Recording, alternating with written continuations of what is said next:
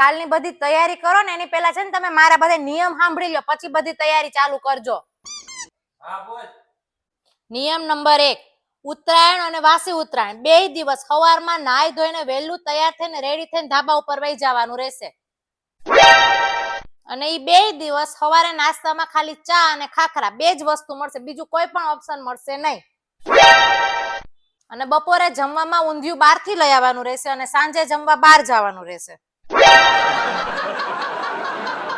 અને હા, ઉત્તરાયણના દિવસે મારે તમારો કોઈ પણ ભાઈબંધે ટેરેસ ઉપર ના જોઈએ કે કોઈ પણ હગાવાલાને ભેગા નથી કરવાના ન્યા. પછી મારે સાડી પહેરીને ફરવું પડે છે ન્યા. અને પતંગ ચગાવવા જાય ને ત્યારે ફિરકી પકડ એમ ના કરતા. મારે પતંગ ચગાવવાની હોય, કઈ ફિરકી પકડવા જ નથી આવતી હું. અને અંશને છે ને આપણે બેય હાચવાનો છે. તમારે હાચવાનો ને મારે હાચવાનો. હું એકલી નહીં હાચું, આપણે બેયનો છે ઈ.